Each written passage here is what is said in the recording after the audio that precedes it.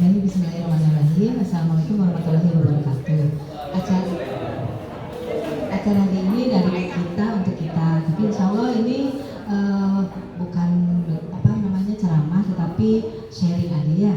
Nanti habis ini baru kita diskusi dan ada apa ya namanya door prize.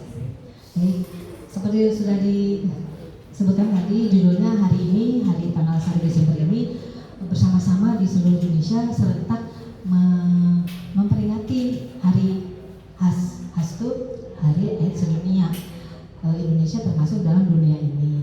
Nah, ini sudah sebagai pendahuluan, sudah tahu ya tadi bahwa di Indonesia ini termasuk sejak tahun 1987 kasus pertama kali ditemukan adanya kasus HIV di Indonesia, yaitu ada di Bali. Ditemukan salah seorang turis meninggal dunia yang ternyata sudah menderita AIDS atau AIDS. Nah, berarti sejak itu Indonesia sudah mulai ditemukanlah beberapa kasus. Kemudian ini situasi globalnya sih udah pasti ya, di Indonesia itu bertambah terus. Di Banjarmasin pun tertinggi, sudah diketemukan oleh KPA, Komisi Penanggulangan AIDS itu 999. Angkanya bagus ya, angka cantik, tetapi banyak penyakit. Silakan masuk Pak, silakan. Ini ada peringatan hari khas dulu, monggo. Lanjutkan ya. Kemudian ini Indonesia, faktanya Indonesia banyak banget, apalagi yang ini nih umur segini. Ini yang di sini mungkin ada kalau DM di sini ya. Kalau yang ini yang sudah mulai dewasa muda. Nih, ini Buhan Deni yang ini ya, Deni ya umurnya ya. Biasanya umur segitu sudah mulai menikah. Nah sekarang ini tidak perlu menikah, sudah melakukan hubungan seksual. Nah ini yang paling penting kita cegah ya. Menikah dulu lah ya. Jadi jangan berganti-ganti pasangan supaya jangan ada kena AIDS atau HIV. Nah ini seperti biasa lah ya. Semua Indonesia itu pasti ada makna-maknanya, yang jelas maknanya baik. Kemudian ada nih pertanyaan, ibu-ibu, bapak-bapak, tolong diperhatikan, siapa tahu ini nanti mendapatkan hadiah. Kalau sudah perhatikan, apa itu HIV? HIV itu nama virusnya, pendeknya seperti itu. Kalau AIDS-nya adalah penyakit di mana virus ini sudah menyebabkan sakit yang lanjut, gitu ya. Jadi nanti ingat-ingat ada pertanyaan, jawabnya ini ya. Nah sekarang ini ada penularannya. Ujar tadi Bapak dokter, wakil direktur bilang kalau penularan itu dulu disebutnya dari air liur. Memang betul, tapi sedikit sekali jumlah HIV di air liur, jadi tidak bisa menularkan. Yang ada di air-air yang lain seperti air mani, air cairan vagina, air susu ibu itu ada, dan darah juga termasuk air ya. Ya tapi air yang hidup untuk kehidupan. Nah jadi kita pikirkan itu, kalau darah dengan darah pindahannya misalnya transfusi, kemudian hubungan seksual itu bisa memindahkan virusnya melalui cairan-cairan. Jadi kalau ditanya yang tidak menular itu apa? Bersalaman atau pelukan, kemudian digigit nyamuk juga kada. Banyak orang bilang nih orang HIV digigit nyamuk kemudian akan menularkan darahnya ke orang lain, itu salah ya. Terus kalau yang menularnya adalah ini hubungan seksual yang tanpa kondom, menggunakan jarum suntik yang bergantian. Kalau dokter menyuntik seseorang yang sakit, dia tidak menular. Karena apa?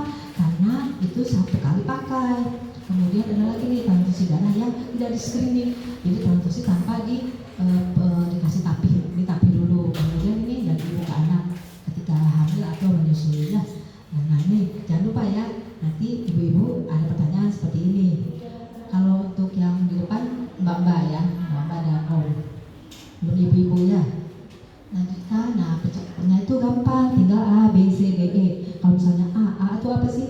Ya absen, enggak melakukan hubungan seksual. Kalau yang B itu bahasa Inggris ya, be faithful. Kalau di sini mah yang biasanya harus setia. Setia itu bukan setiap tikungan ada, bukan ya. Ya harus satu aja pasangannya, jangan banyak-banyak. Terus kalau C kondom, ini melakukan hubungan seksual yang aman. Kalau tidak aman harus memakai kondom. Kemudian yang D jangan minum obatan terlarang. Kalau E ya edukasi seperti hari ini kita edukasi. Terus kapan nih kalau periksa ke kulit? Kan HIV itu bukan cuma sakit kulit aja, ada yang penyakit dalam nih kalau dia merasa lemah. Nah kalau yang ke kulit, nah sekarang karena saya dokter kulit, lihat nih kulit itu adalah jendela, betul tidak? Jendelanya sebelum masuk ke dalam kan lewat kulit dulu. Jadi jangan sepelekan kalau ada kelainan di kulit. Contohnya misalnya itu ada segatal-gatal merah-merah di kulit kita. Biasa gatal-gatal itu kan mungkin karena alergi makanan, belum tentu. Kalau orang yang di AIDS ini karena atau HIV ini turun imunnya, jadi gatalnya karena mau hilang. Nah dilihat ya, jadi imun kita atau sering disebutnya atau diperiksa dengan CD4. Kalau CD4 udah menurun, kulitnya gatalnya nggak mau hilang-hilang. Nah ini selanjutnya lagi ya, ini tanda-tanda awalnya. Ada juga yang lidahnya putih, jamur karena mau hilang-hilang juga, diobatin sudah bermacam-macam tidak mau hilang. Kemudian ini yang namanya dermatitis seborrheic, artinya seperti gambar ini contohnya.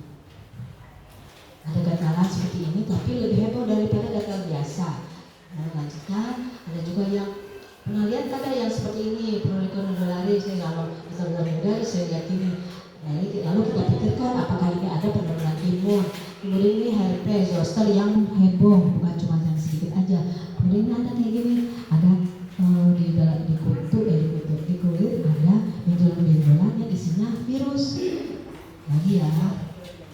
Nah jadi kalau yang penting itu deteksi, yang penting kita aware atau waspada secara dini. Di sini ada polypcity, seperti yang tahu ya. Nah polypcity itu pertama kita mau screening, datang ke polypcity di situ ada dokternya.